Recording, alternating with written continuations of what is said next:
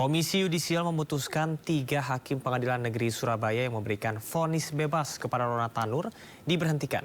Ini diungkapkan dalam rapat konsultasi dengan Komisi 3 DPR RI.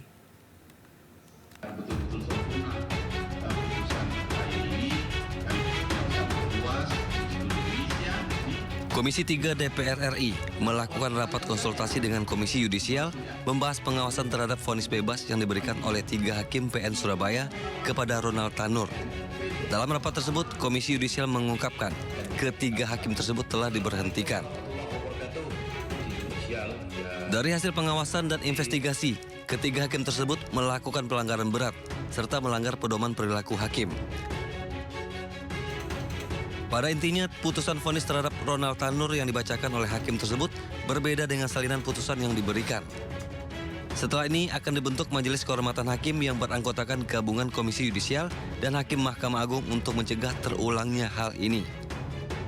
Terkait dengan dugaan pelanggaran berat yang dilakukan oleh para terlapor itu intinya terkait dengan putusan waktu dibacakan dengan salinan putusan yang diberikan kepada para pihak itu berbeda. Artinya tidak hanya berbeda itu hanya perubahan salah ketik atau perubahan kalimat, tetapi ada yang luar biasa yang ditambahkan. Akan mengagendakan rapat dengan Mahkamah Agung. Dan pada kesempatan tersebut kami meminta agar Bawas diajak ya untuk hadir untuk memastikan putusan yang dibuat KY hari ini tidak berubah. Kami juga tadi mendorong KY untuk mencari potensi pelanggaran pidana. Karena apa yang... Sebelumnya, Hakim Pengadilan Negeri Surabaya menjatuhkan vonis bebas terhadap Gregorius Ronald Tanur yang menjadi terdakwa kasus penganiayaan dan pembunuhan kekasihnya Dini Sera Afrianti. Dalam amar putusannya, Hakim menyatakan seluruh dakwaan jaksa penuntut umum yang dituduhkan terhadap terdakwa tidak terbukti. Sebelumnya, jaksa penuntut umum menjatuhkan tuntutan hukuman 12 tahun penjara terhadap terdakwa. Dari Jakarta, Faisal Rinaldi, Muhammad Zulkarnain, Ainus melaporkan. Aksi unjuk rasa saat pelantikan anggota DPRD Pandeglang, Banten, Senin siang berakhir ricuh. Mahasiswa merusak pagar kawat berduri dan saling dorong dengan aparat kepolisian yang berjaga di lokasi.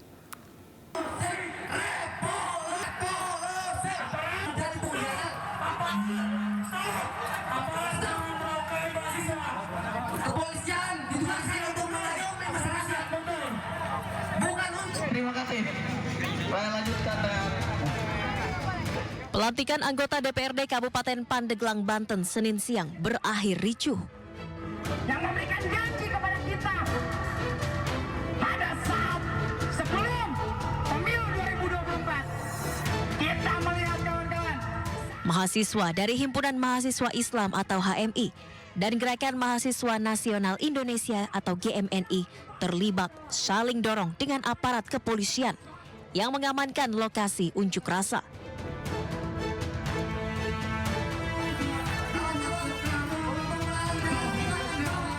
Para mahasiswa membakar ban bekas dan merusak kawat berduri yang dipasang sebagai barikade pengamanan.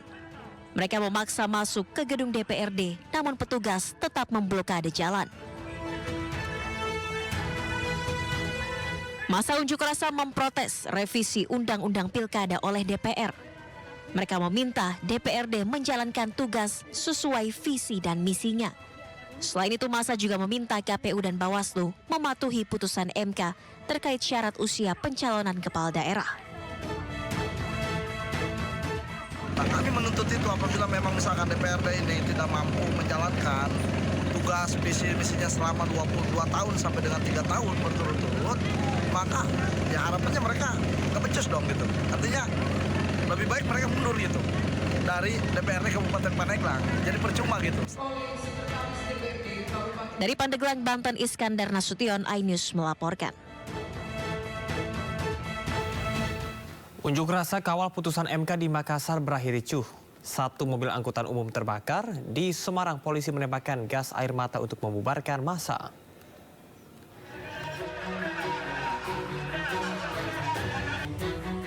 Aksi unjuk rasa kawal putusan MK di Jembatan Layang Makassar berujung ricuh karena berunjuk rasa melewati batas waktu. Kelompok massa ini merupakan gabungan dari Universitas Islam Negeri Alauddin Makassar, Universitas Negeri Makassar, Universitas Bosowa, organisasi kemasyarakatan pemuda dan kampus swasta lainnya. Polisi yang berupaya membubarkan massa dilempari dengan batu. Dalam kejadian ini, 1 unit mobil angkutan umum ikut terbakar. Anak-anak tersebut sudah bergabung dengan tim, dengan anak-anak narko. Inilah yang menjadikan kami lakukan tindakan tegas terhadap mereka. Polisi mengamankan 7 orang pelaku yang diduga ikut menyerang polisi. Di Semarang, Jawa Tengah, aksi unjuk rasa juga memanas ketika petugas berusaha membubarkan massa. Pasukan Raimas Polda Jawa Tengah dan Polrestabes Semarang menembakkan water cannon dan gas air mata memukul mundur massa.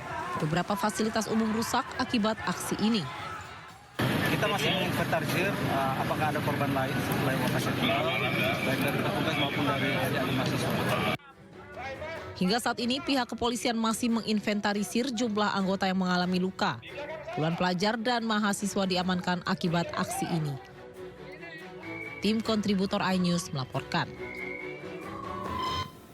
Satu pasangan calon bupati dan wakil bupati incumbent resmi mendaftar ke kantor KPU di Kabupaten Jombang, Jawa Timur.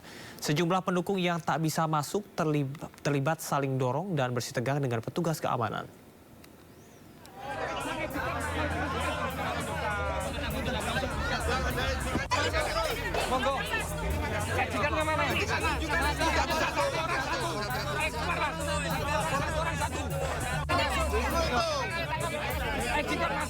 Sejumlah pendukung Cabub-Cawabub Jombang incumbent ini saling berdesakan dan terlibat adu mulut dengan petugas keamanan di depan pintu gerbang KPU Jombang, Jawa Timur. Mereka memaksa masuk ke dalam kantor KPU karena ingin mendampingi pasangan Cabub-Cawabub yang didukungnya.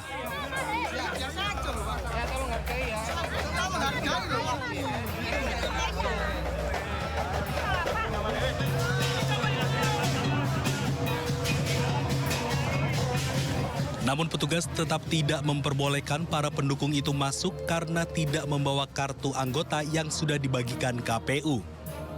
Sementara pihak KPU membatasi pendukung yang masuk agar suasana dalam kantor KPU tidak penuh sesak. Ini kami sangat terbuka untuk membuka ruang partisipasi untuk penguatan pemilihan masuk dalam aspek pensosialisasian. Meski diwarnai ketegangan, proses pendaftaran pasangan Cabub-Cawabub di kantor KPU Jombang berjalan lancar. Dari Jombang, Jawa Timur, Mukhtar Bagus, iNews melaporkan.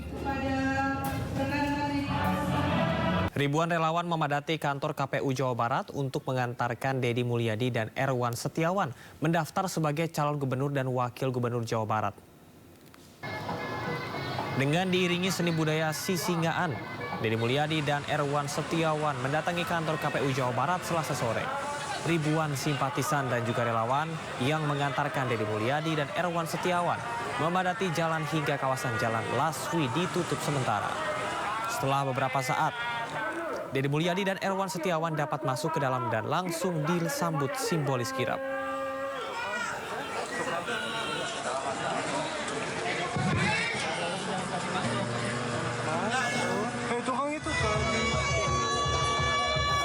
Situasi arak-arakan Denny Erwan sempat memanas karena banyak relawan yang nekat menerobos masuk ke dalam. Sementara pihak KPU membatasi tamu undangan di dalam kantor KPU Jawa Barat.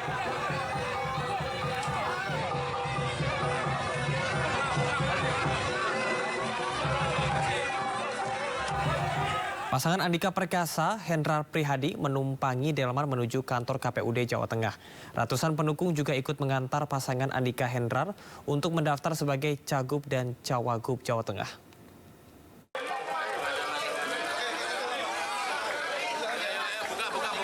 Pasangan Andika Perkasa, Hendrar Prihadi bertolak menuju kantor KPUD Jawa Tengah dari kantor DPD PDIP Jawa Tengah siang tadi. Sejumlah orang meneriakkan dukungannya untuk pasangan Andika dan Hendy yang akan berlaga dalam pemilihan gubernur Jawa Tengah. Belum mendaftar Pak. Saat ini kita sedang proses menuju KPUD Jawa Tengah. Sukses. Iya Mas. Pak, banyak yang nanya. Ditemani istri, Andika Perkasa menumpangi delman menuju kantor KPUD.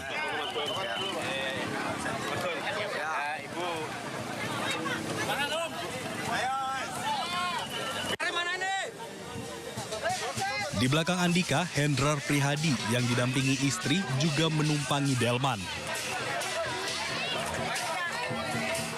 Ratusan pendukung ikut mengantar pasangan Andika Hendi dengan arak-arakan yang cukup panjang.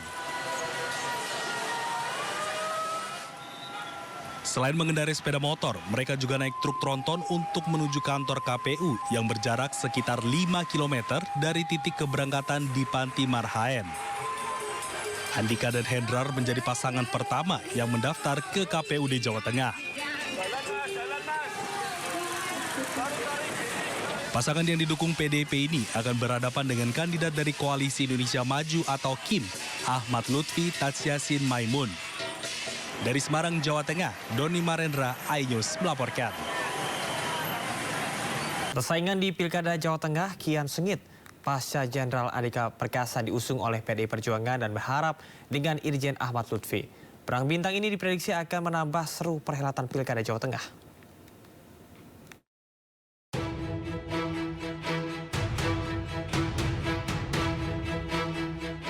Bursa Pilkada Jawa Tengah semakin panas pasca PDI Perjuangan resmi mengusung pasangan Andika Perkasa dengan Hendrar Prihadi.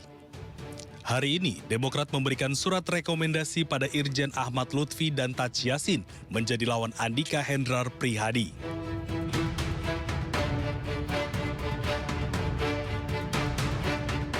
Pilkada Jawa Tengah akan menjadi medan tempur dua jenderal yang berasal dari TNI dan Polri. Ahmad Lutfi juga angkat bicara terkait hal ini. Mantan Kapolda Jawa Tengah itu tidak menjadikan Andika Perkasa sebagai seorang pesaing.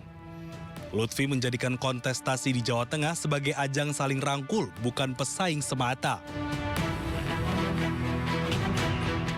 Ia enggan menjadikan mantan Panglima TNI Jenderal Purnawirawan Andika Perkasa sebagai pesaingnya.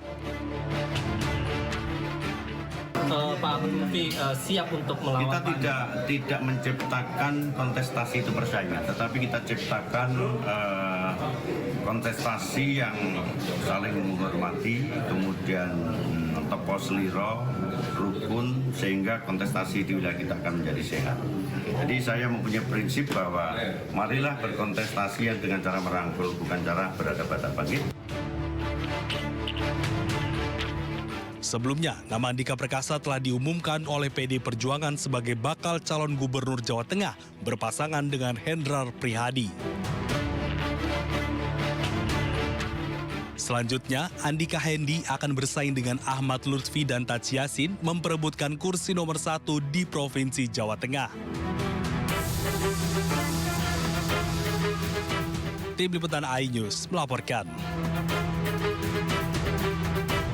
PKS kembali berubah haluan. Bila sebelumnya PKS usung Riza Patria dan Marshall di Pilkada Tangerang Selatan, kini PKS berbalik dan mengusung kadernya sendiri yaitu Ruhama dan Sinta.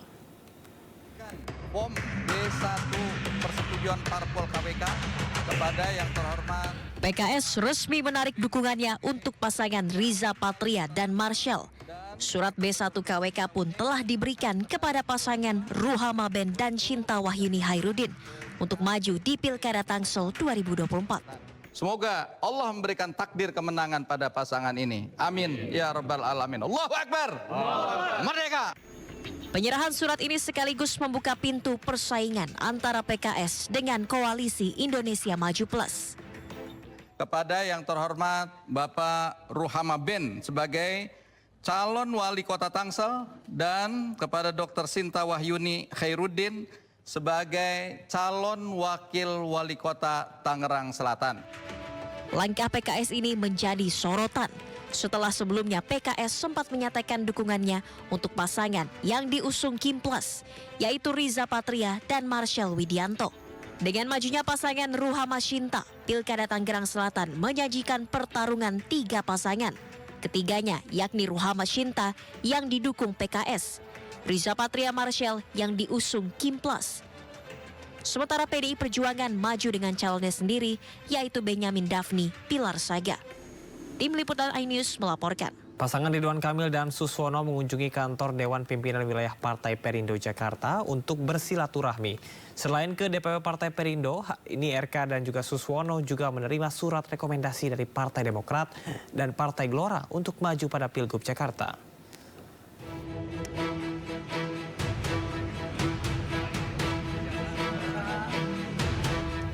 Setibanya di DPW Perindo, Ridwan Kamil dan Suswono langsung disambut oleh Ketua DPW Perindo DKI Jakarta, Effendi Syahputra, dan Sekretaris DPW Partai Perindo Jakarta, Ramdan Alamsyah.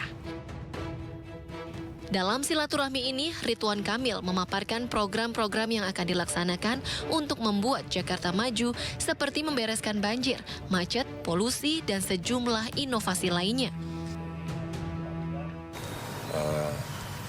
Ada 70-an gagasan, ya kurang lebih, sedang disusun oleh tim visi misi, yang intinya selama 5 tahun ke depan akan banyak sekali inovasi-inovasi, dan kami punya prinsip banyak mendesentralisasi. Usai ke DPW Partai Perindo, Ridwan Kamil dan Suswono kemudian ke kantor DPP Partai Demokrat di kawasan Menteng, Jakarta Pusat. Di DPP Demokrat, RK dan Suswono menerima surat rekomendasi partai yang diserahkan langsung oleh Ketua Umum Demokrat Agus Harimurti Yudhoyono. Penyerahan surat ini menjadi tanda dukungan Partai Demokrat kepada pasangan RK dan Suswono. Selain mendapat surat rekomendasi dari Partai Demokrat, RK dan Suswono juga menerima surat rekomendasi dari Partai Kebangkitan Nasional atau PKN dan Partai Gelombang Rakyat atau Gelora.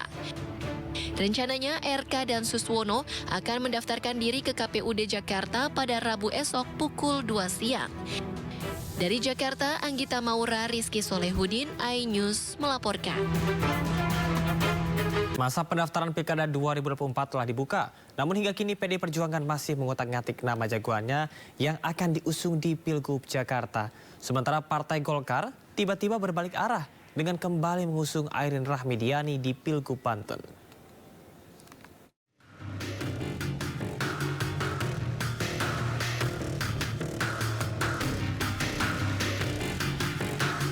Masa pendaftaran Pilkada 2024 mulai dibuka hari ini.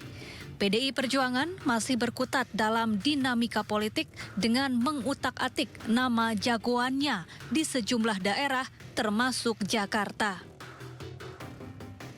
Senin pagi, nama Anies Baswedan dan Rano Karno santer dikabarkan akan diusung PDI Perjuangan sebagai pasangan bakal calon gubernur dan wakil gubernur di Pilkada Jakarta.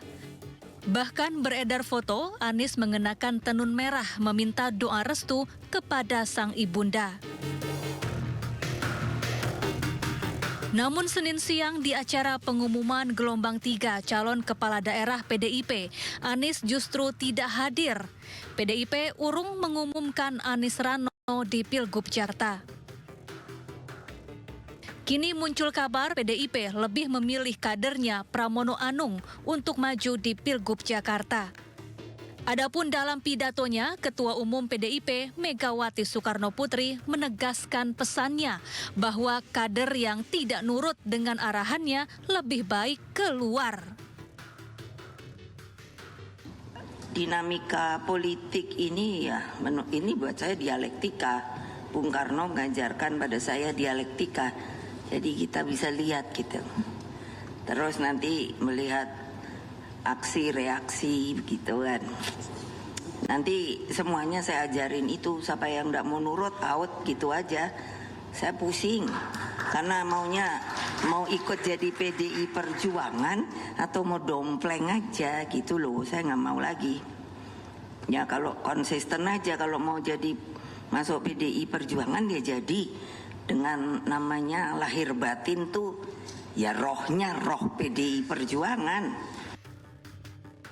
Sementara itu, Partai Golkar berbalik arah dan memutuskan untuk kembali mengusung Airin Rahmidiani di Pilgub Banten.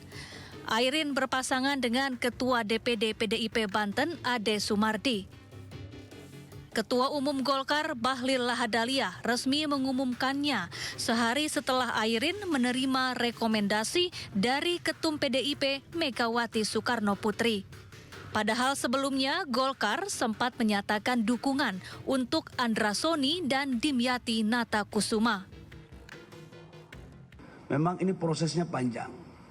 Memang kalau barang bagus itu pasti banyak yang minat. Kalau nggak barang bagus, itu mungkin sedikit yang berminat. Saking bagusnya, ada juga yang meminta, kalau bisa ikut kami saja. Golkar selalu menghargai perbedaan, dan saya pikir kita, Ibu Airin adalah rumah besar di Partai Golkar, dan Ibu Airin adalah anak kandung daripada Partai Golkar.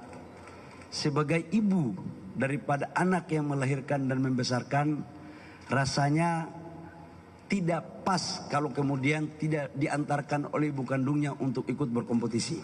Yang perbedaan itu menjadi sebuah kekuatan besar. Karena itu Pak Ade Sumardi, Ketua PDIP, jangan khawatir. Kami tidak akan minta untuk menukar warna baju untuk baju kuning. Bahlil juga menyebut Koalisi Indonesia Maju menghargai perbedaan langkah dan sikap politik masing-masing parpol di Pilkada. Tim Liputan iNews melaporkan.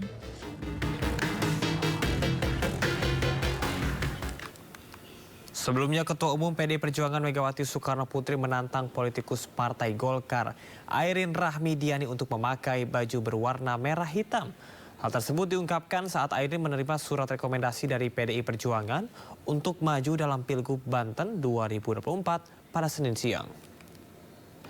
Ya kalau konsisten aja, kalau mau jadi masuk PDI Perjuangan dia jadi, dengan namanya lahir batin tuh ya rohnya roh PDI Perjuangan. Saya tadi nanya itu sama itu Mbak Airin, ya nanti mesti pakai ini loh, merah hitam loh. Iyalah, mau dijadikan, tapi coba masa nggak pakai merah hitam.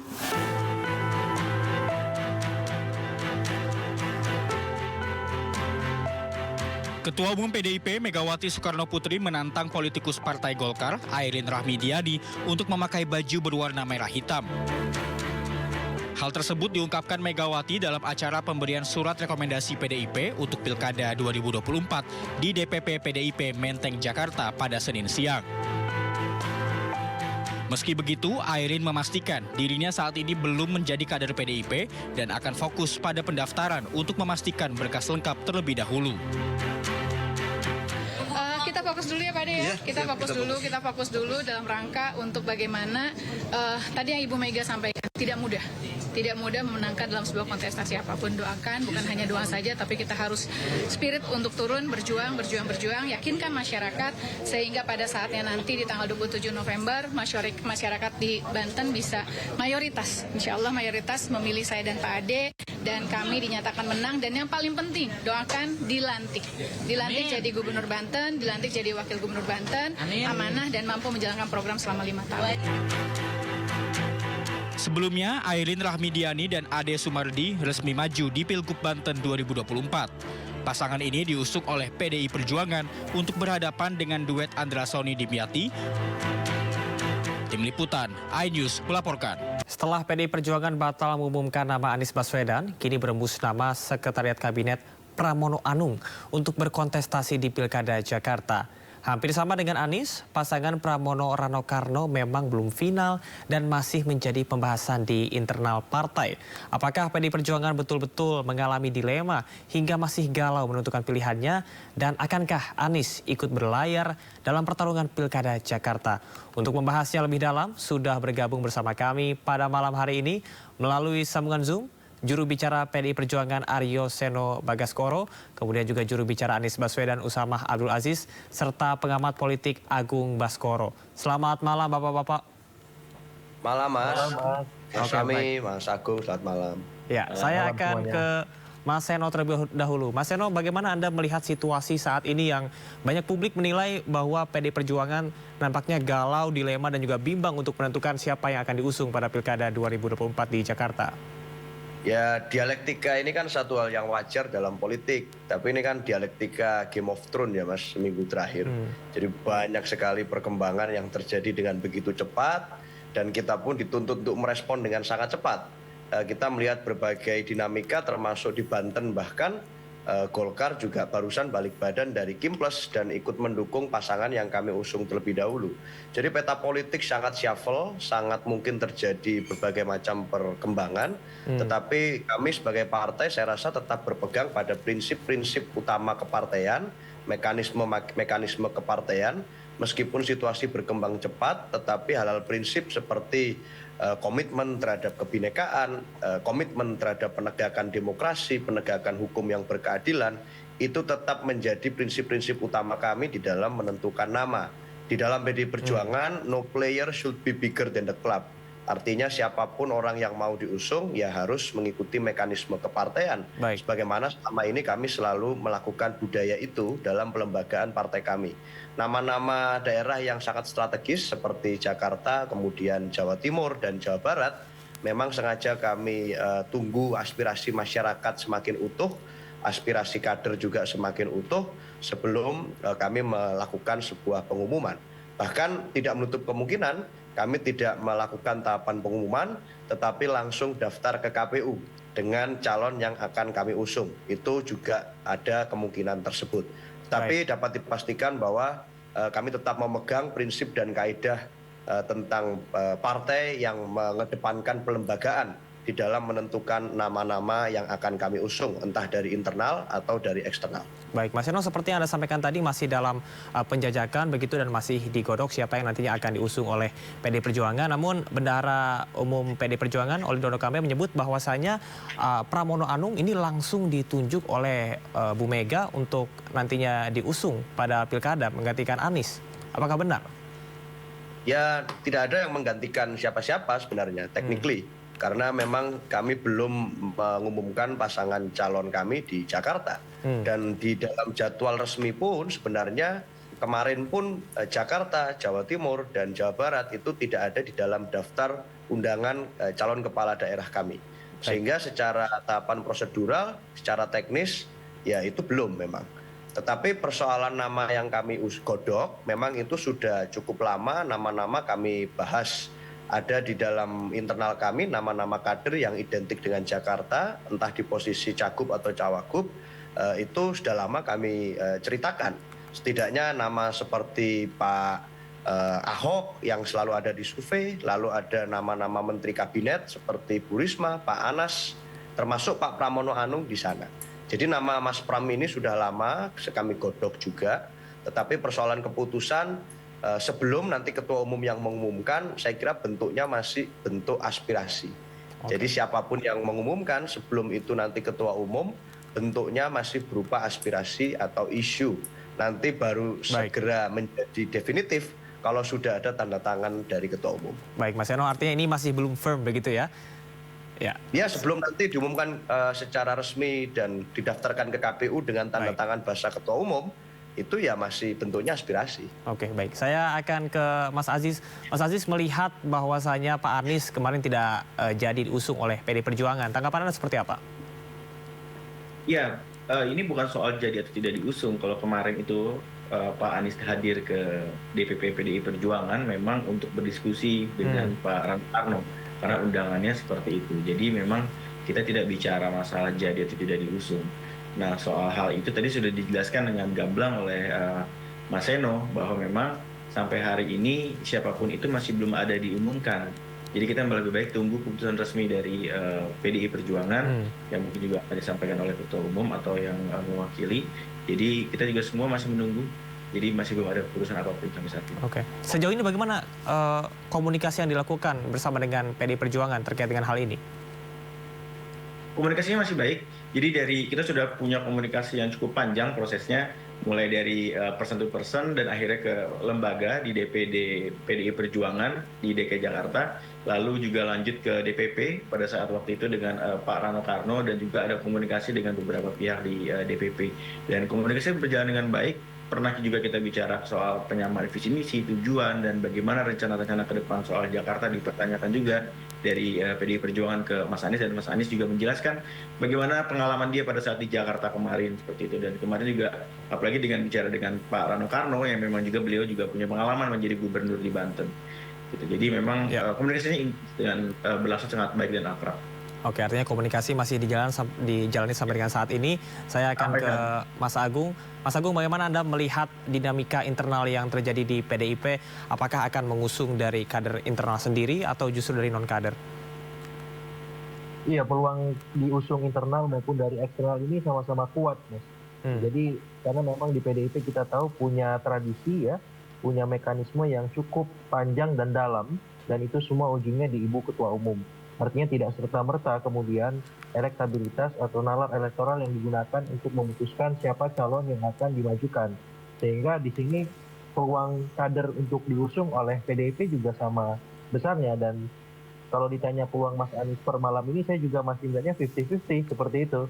Jadi bisa jadi bukan Mas Anies, bisa jadi juga Mas Anies seperti itu. Jadi kita nanti akan terus deg-degan, tegang ya semuanya, karena ini dalam tanda petik juga bisa menjadi strategi politik karena punya semacam efek kejut kepada lawan-lawan politik seandainya nama yang diusung PDIP memang di luar dugaan oleh semua seperti itu. Jadi ada wow factor-nya, ya, elemen of surprise-nya. Tapi di saat yang sama ini juga bisa menjadi bumerang bagi PDIP ketika nama yang diusung memang tidak sesuai dengan aspirasi publik. Artinya apa? Anti klimaks. Nah, kita nggak ingin ya kesempatan yang dipunya oleh PDIP untuk mendapatkan klimaks itu menjadi sebaliknya.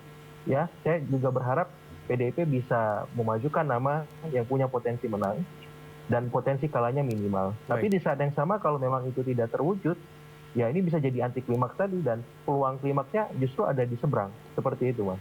Baik, Mas Agung, tadi dari dua nama yang kita sebutkan, ada Pramono Anung dan juga Anies Baswedan, ada satu nama yang juga ramai diperbincangkan oleh publik, yakni Ahok ataupun juga Basuki Cahayapurnama, yang juga merupakan kader PDI Perjuangan. Bagaimana kans Ahok untuk pilkada hari ini? Ya, kalau bukan Anies, saya masih berharap Pak Ahok maju. Ya, karena dari segi elektabilitas lebih kompetitif ketimbang Mas Pram. Dan dia punya rekam jejak yang jelas di Jakarta karena pernah menjabat sebagai wakil gubernur, dan sekarang juga ada di pengurusan DPP seperti itu. Jadi kalau bicara soliditas secara elektoral ya Pak Ahok gitu. Tapi ketika nama Mas Pram muncul, ini juga mengagetkan saya juga. Ini pertimbangannya memang benar-benar di luar dugaan, dan kita harus hormati itu sebagai bagian dari tradisi PDIP mengusung kader-kader potensialnya untuk bisa punya magnet elektoral juga seperti nama Pak Ahok seperti itu. Baik, nama Pramono Anung ini mengejutkan begitu ya. Saya akan tanyakan ke Mas Seno, namun kita akan jeda sejenak usai pariwara berikut ini. Tetaplah bersama kami. Pemirsa, pasca batal mengumumkan nama Anies Baswedan untuk maju di Pilkada Jakarta, saat ini justru beredar isu bahwa PDI Perjuangan akan mengusung duet Pramono Anung dan Rano Karno. Isu duet Pramono Anung Rano Karno muncul usai PDI Perjuangan batal mengumumkan Anies Baswedan sebagai calon gubernur Jakarta. PDIP dikabarkan tetap akan ajukan kadernya sendiri, bahkan Anies pun diminta untuk bergabung dengan PDI Perjuangan bila ingin mendapatkan dukungan partai. Ya boleh. Ya, karena itu juga ada aspirasi juga dari bawah, gitu loh ya. Harus disebutkan, ya. Ya. Oleh sebab itu, ya, PDI Perjuangan tetap setia untuk ya mengutamakan terlebih dahulu kader-kader yang berasal dari internal partai politik. Itu jelas. Ya, itu jelas. Jadi, kalau begitu buat apa dong partai politik? Jangan ada orang yang merasa besar sendiri melebihi kebesarannya dari partai politik. Tidak. Pemirsa, kita akan lanjutkan dialog bersama dengan juru bicara PDI Perjuangan, kemudian juga juru bicara dari Anies Baswedan, dan juga pengamat politik. Saya akan menuju ke Mas Seno Bagaskoro. Ya, Bung Seno, tadi sempat disampaikan oleh Mas Agung bahwasanya PDI Perjuangan masih memiliki nama lain, yakni Ahok ataupun juga Basuki Cahayapurnama, yang elektabilitasnya lebih tinggi dibandingkan dengan Pramono Anung. Dan ini juga cukup mengejutkan begitu. Tanggapan Anda seperti apa? Ya, memang di Jakarta kita punya stok kader yang cukup mumpuni dan punya nama-nama yang identik dengan Jakarta. Ada banyak nama yang selalu disebut selama ini gitu ya. Mulai dari Pak Ahok, kemudian ada Pak Rano Karno, kemudian ada misalnya Pak Prasetyo Edy, termasuk nama menteri-menteri kabinet yang salah satunya adalah Pak Pram yang juga selama ini juga sudah kami pertimbangkan sebagai salah satu nama yang dapat menjadi calon gubernur. Tetapi kita juga membuka ruang komunikasi dengan tokoh-tokoh dari luar partai seperti Pak Anies Baswedan misalnya yang selama beberapa hari terakhir kita lihat sudah melakukan komunikasi politik dengan partai secara kelembagaan baik di DPD maupun di DPP. Jadi memang ini bagian dari perjalanan kami untuk mengusung nama, memang harus dilalui tahapan-tahapan terlebih dahulu. Fit and proper yang berjenjang, kemudian pencocokan kesamaan-kesamaan, baik itu dalam hal nalar kualitatif maupun kuantitatif. Jadi kuantitatif itu berkaitan dengan angka-angka elektoral, tetapi kualitatif juga penting bagi PDI Perjuangan. Artinya kesamaan prinsip, kesamaan visi misi, kesamaan komitmen, dan juga kesiapan untuk berjalan dalam trek panjang, maraton gitu ya, bukan hanya sprint pada saat pilkada. Itu juga kami pertimbangkan matang-matang. Apalagi kalau melihat rekam jejak politik PDI Perjuangan dan Bu Mega sebagai Ketua Umum, itu ada faktor X yang juga menjadi pertimbangan, yaitu terkait dengan kontemplasi politik.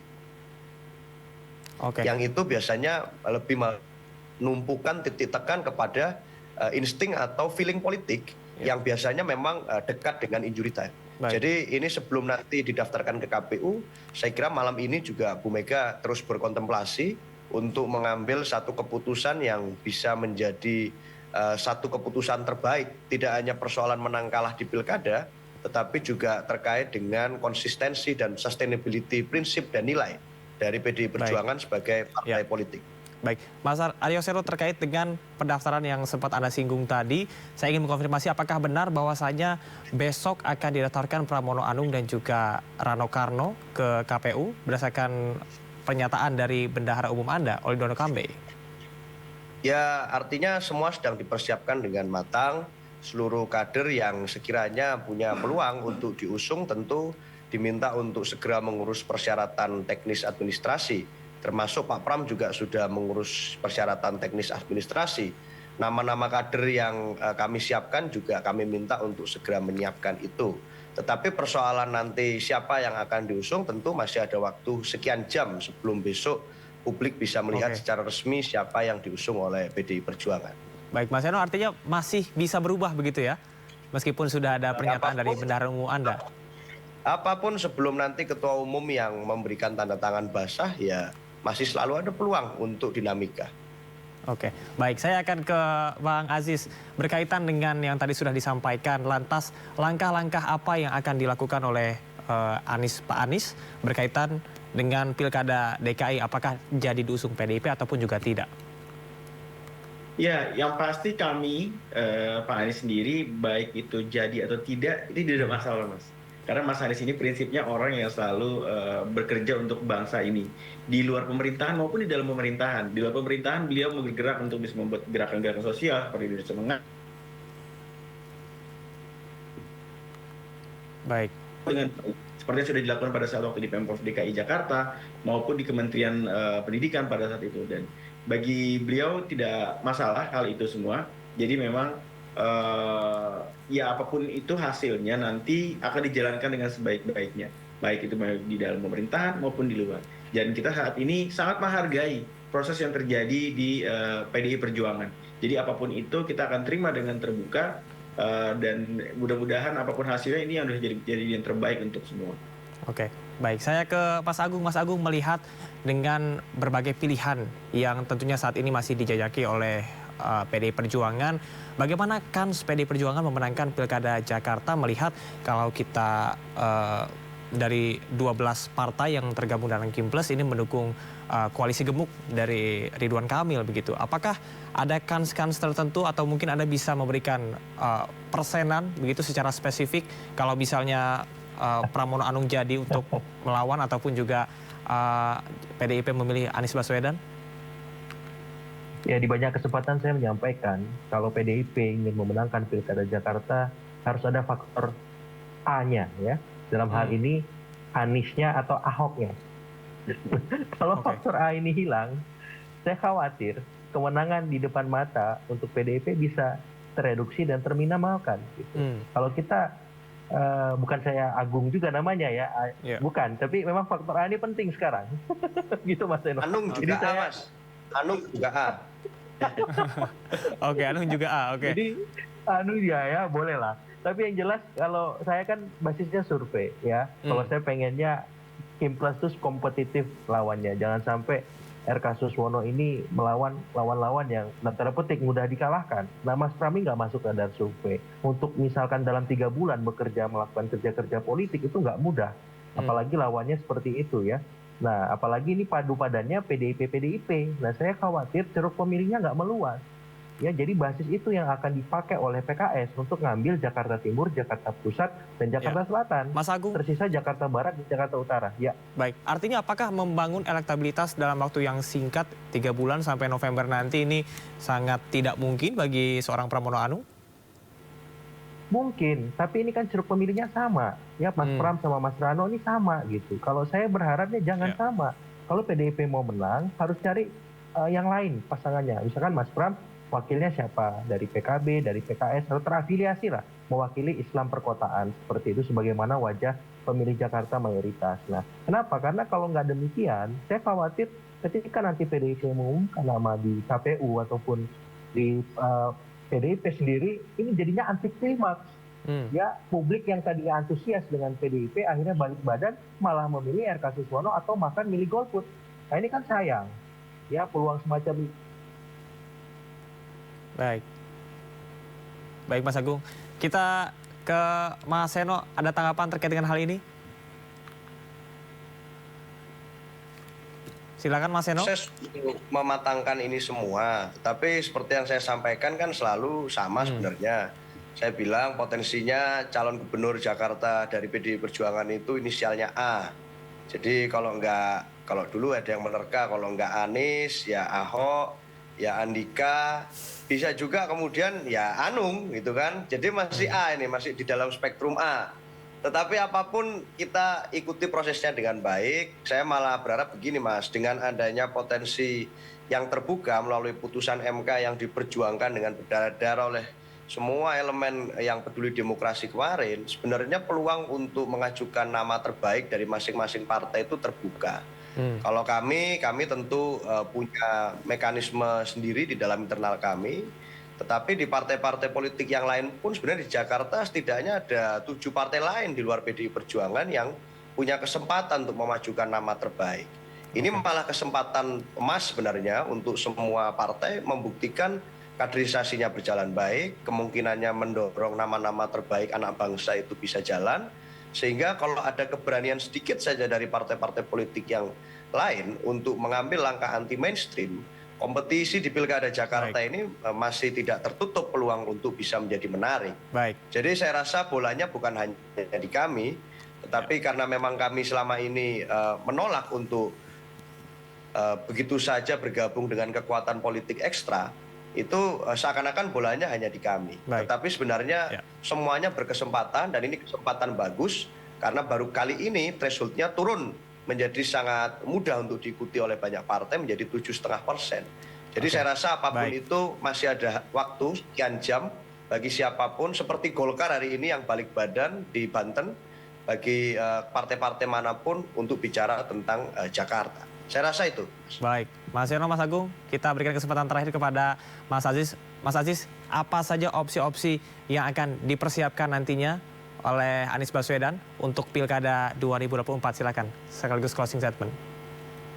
Kita sama sekali tidak menyiapkan opsi apapun, Mas. Kami di sini prinsipnya memang bila memang ada amanah yang diberikan oleh partai, kita akan jalankan dengan sebaik-baiknya dan berarti itu juga amanah dari rakyat karena partai hari ini adalah penyambung aspirasi rakyat dan survei tertinggi hari ini memang ada di Mas Anies Baswedan dan hari ini memang yang komunikasinya intensif yaitu ada di PDI Perjuangan. Jadi prinsipnya apapun itu nanti ke depan bila memang kita diamanahkan untuk dicalonkan, insya Allah akan kita jalankan dengan sebaik-baiknya. Dan apabila tidak, ya kita juga akan tetap berbuat untuk masyarakat, untuk bangsa dan negara ini di jalur yang lain. Jadi tidak mesti apapun, jadi kita hanya mempersiapkan yang terbaik untuk ke depan. Baik, Mas Aziz, Mas Seno, dan juga Mas Agung, terima kasih atas informasi dan juga waktunya. Kita harapkan bahwa Pilkada 2024 ini berjalan dengan damai dan juga lancar, terutama di DKI Jakarta, dan tentunya bisa menjadi pendidikan politik bagi seluruh masyarakat Indonesia. Terima kasih, Bapak-Bapak. Selamat malam. Pemirsa, Presiden Joko Widodo mengadakan rapat terbatas dengan sejumlah para Menteri Kabinet Indonesia Maju di Istana Merdeka, Jakarta. Ratas membahas dua agenda utama, yakni soal penanganan cacar monyet atau Mpox yang terdeteksi di Indonesia sejak Agustus tahun 2022. Dari laporan Menteri Kesehatan Budi Gunadi Sadikin, tercatat kasus paling banyak pada tahun 2023 berada di Pulau Jawa hingga Kepulauan Riau. Kasus cacar monyet ini juga disebut penularannya hampir sama dengan HIV/AIDS, hingga pemerintah telah menyiapkan sejumlah langkah preventif untuk meminimalisir penyebaran virus. Melalui penyediaan vaksin, pengaktifan surveillance card, seperti Peduli Lindungi dan ketersediaan fasilitas kesehatan. Langkah ini juga akan difokuskan pada sejumlah tamu dari negara asing yang rencananya akan datang ke Indonesia untuk mengikuti Indonesia Afrika Forum yang digelar di Bali pada 1 sampai dengan 3 September mendatang. Jokowi juga menginstruksikan kepada para menteri yang hadir agar matangkan kesiapan Indonesia Afrika Forum demi kelancaran acara hingga mengontrol penyebaran wabah Mpox.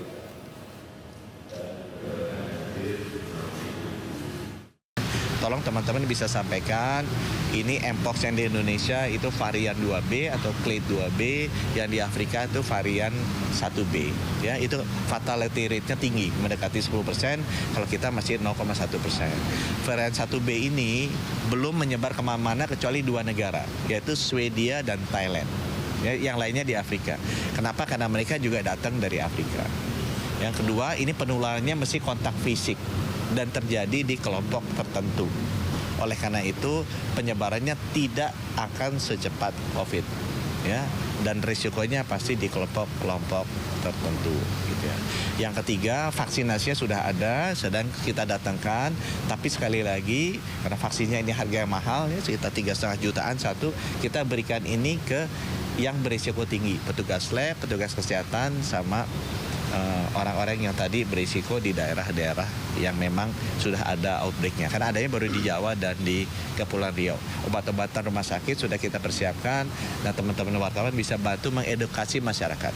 Kita waspada tapi tidak usah khawatir berlebihan. Pemirsa, bagi Anda yang gemar wisata menantang, objek wisata mengarungi sungai yang ada di Kabupaten Aceh Selatan bisa menjadi pilihan.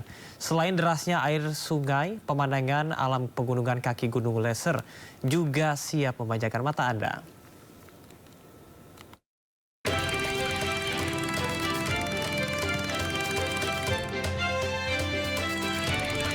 Pemirsa, berbicara wisata alam di negeri Serambi Mekah memang tidak ada habisnya ya.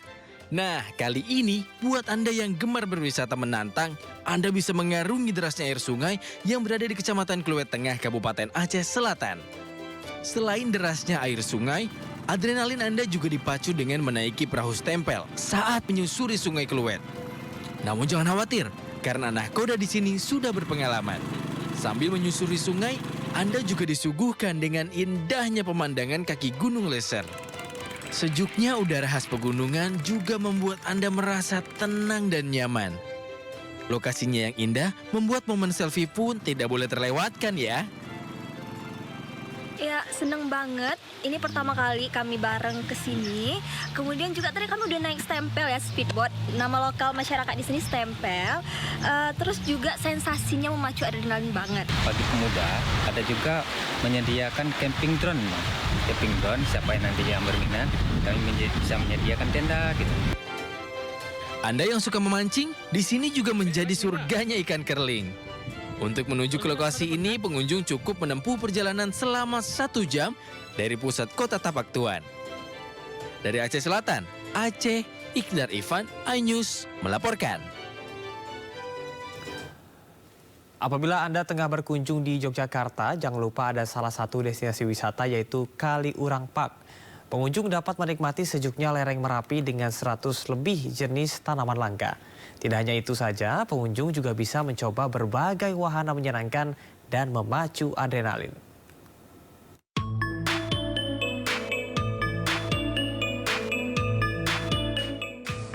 Inilah Kaliurang Park Botanical Garden yang berada di Kaliurang, Sleman, Daerah Istimewa Yogyakarta. Di sini pengunjung dapat menikmati sejuknya lereng Merapi dengan 100 lebih spesies tanaman langka. Selain itu, pengunjung juga dapat mencoba belasan wahana menarik dan menyenangkan. Seperti flying fox sepanjang lebih dari 50 meter, mandi salju dengan sensasi semburan busa salju, hingga bioskop virtual reality yang membawa penonton masuk ke zaman dinosaurus dengan bantuan kacamata virtual reality. Jika kurang menantang, pengunjung bisa mencoba wahana mountain slide.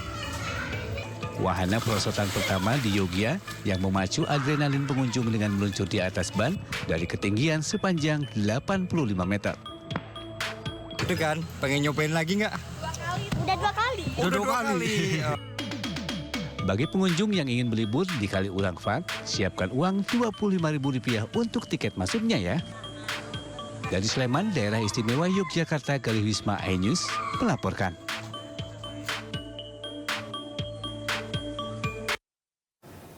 Setelah dari kawasan pegunungan, kita beralih ke pantai, pemirsa. Bermain ke pantai memang menjadi favorit banyak orang.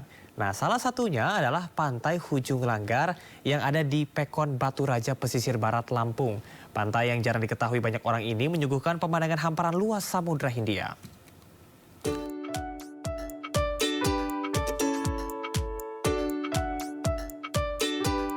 Bagi Anda yang gemar berwisata di alam bebas, Pantai Hujung Langgar di Pekon Batu Raja, Kecamatan Pesisir Utara bisa menjadi pilihan destinasi wisata untuk mengisi waktu libur.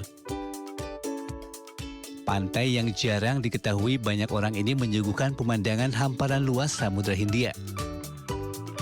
Hamparan pantai berpasir yang cantik dengan latar belakang batu karang nan indah menambah indah pemandangan di pantai ini. Keindahan pantai ini juga tak kalah dari pantai-pantai lain yang ada di Kabupaten Pesisir Barat. Untuk mencapai ke lokasi ini membutuhkan waktu 7 jam perjalanan dengan jarak tempuh 200 km menggunakan kendaraan bermotor. Perjalanan dimulai dari pusat kota Bandar Lampung. Untuk bisa masuk ke pantai ini, pengunjung tidak dipungut biaya alias gratis. Dan jam buka pantai adalah 24 jam.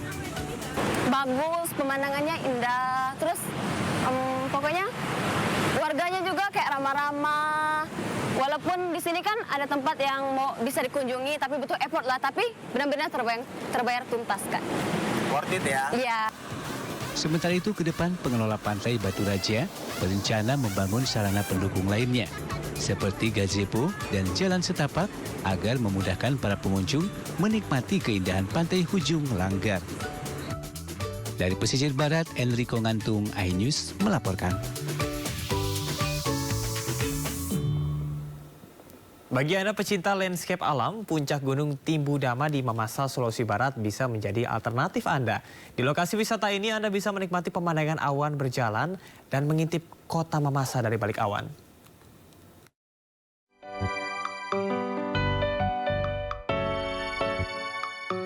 Kabupaten Mamasa, Sulawesi Barat yang berada di atas ketinggian 600 hingga 2000 meter di atas permukaan laut menyimpan berjuta keindahan alam yang begitu mempesona.